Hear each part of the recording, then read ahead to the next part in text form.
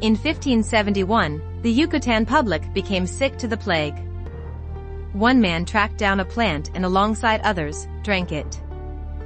The substance turned individuals blue and made them unequipped for taking in air. They immediately moved to the sea and made a civilization in the profound water, Talokan. One of the ones who ingested the plant had a child named Kayukeolkan. The child grew up to become leader of Talokan. At the point when Fin passed on, she requested to be covered on the land. Kayukeolkan drove a few watchmen up to the land where he saw a civilization. They went after the development to account for his mom's entombment. One of the locals referred to him as Namer, signifying the kid without affection. Shuri works in her lab, making a good attempt to make a counterfeit heart-molded spice to use for her sibling and Wakanda's the best, Chala, who is passing on from a sickness. Ramonda gradually strolls into the lab, declaring the Lord's demise. After a year, Wakanda is experiencing difficulty with different countries needing their vibranium. The Dora Milaje discover French military men attempting to take from their station. Afterward, Ramonda converses with the unified countries and uncovers the French's endeavor to take. She reminds the nations that despite the fact that the Dark Jaguar is gone, they will in any case battle. At a mining station, Americans mine in the sea utilizing a vibranium finder that was made by a MIT understudy, Riri Williams. They utilize this to find vibranium in the sea. Abruptly they go under assault by Talakanals who don't need them taking their vibranium. The final helicopter of survivors is struck somewhere around Namer. In Wakanda, Ramonda and Shuri go to the water and grieve the year since Chala's passing. They consume their burial service articles of clothing to connote the finish of the grieving time frame, regardless of Shuri not being totally prepared for this. Namer then shows up, overcoming the boundary by going under the water.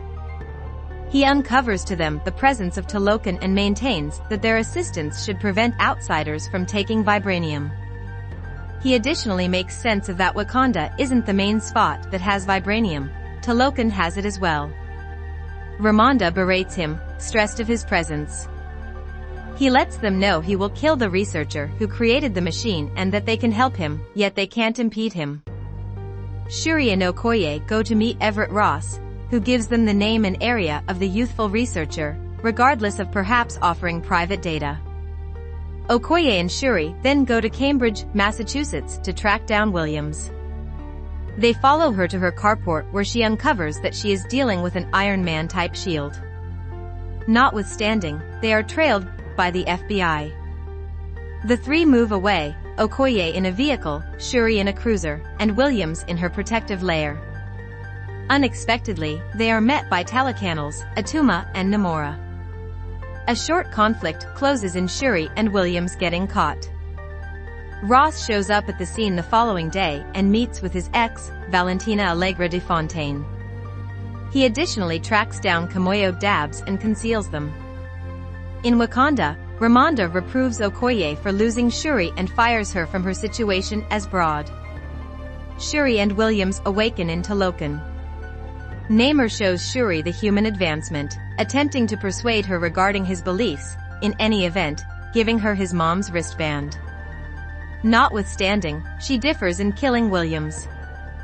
In the meantime, Ramonda goes to Haiti to see Nakia, who had left Wakanda 6 years earlier.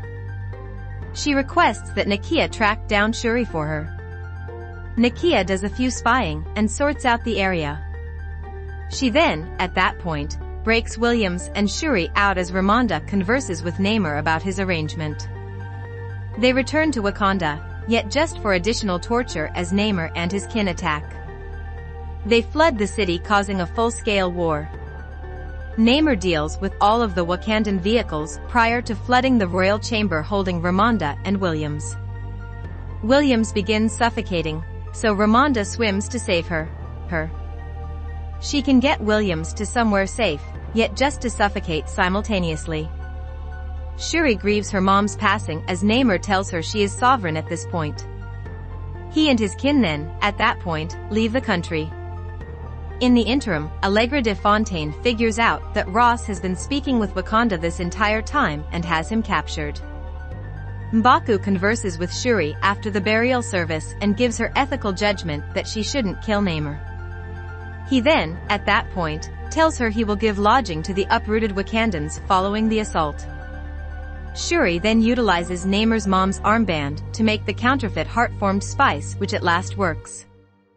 She goes to the astral plane subsequent to taking it and is welcomed by Eric Killmonger, who claims they are something similar. They contend a peace before Shuri claims she will kill Namor out of vengeance.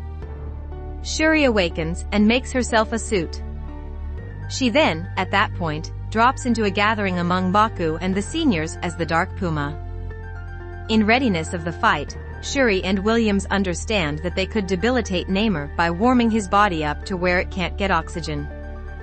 They then, at that point, make a second Ironheart protective layer.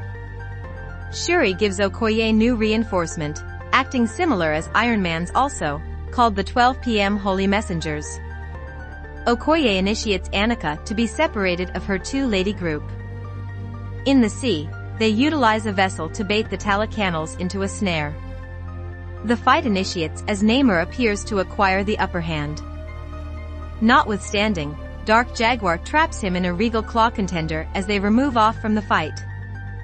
In the meantime, the Dora Milaje battle the Talacanals on the vessel while the Jabari clan, Nakia, and the others fight the ones on top.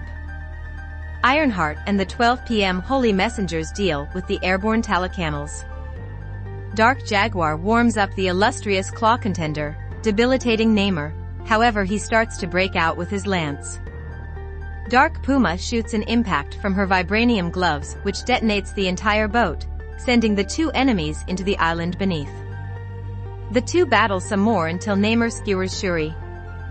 Nonetheless, rather than polishing her off, he is more stressed over getting to the water before he kicks the bucket. A harmed Dark Puma breaks free and gets before the limping Namor. She then shouts Wakanda for eternity as she protections up, sending an impact from the detonating claw contender into Namor. He is set on fire as he falls. She remains over him to polish him off, yet recalls her sibling, Chala. With these recollections of the man he was, she chooses to save Namor's life the same length as he gets back to Talokan. Namor has appreciation for the Dark Puma and joins her as they return to the battle scene and advise everybody to quit battling. Yet again Dark Jaguar then, at that point, hollers Wakanda until the end of time as the rest rehash it back. In the outcome, Williams gets back to MIT without her reinforcement as the Wakandans need no discussion with letting her keep it. Shuri leaves for Haiti as opposed to trying for the privileged position, which eventually is tested by M'Baku. Afterward, Namor paints in his room as Atuma welcomes him. Namor guarantees her that their new union with Wakanda will be valuable. While heading to jail, Okoye breaks Ross out of guardianship. In Haiti, Shuri meets with Nakia prior to leaving for the ocean side where she consumes her burial service stylized robe, permitting her to lament at long last. In a mid-credits scene, Shuri discovers that Nakia and Chala have a child, Toussaint, who Nakia has been bringing up stealthily distant from the strain of the privileged position. Toussaint uncovers his Wakandan name is Chala.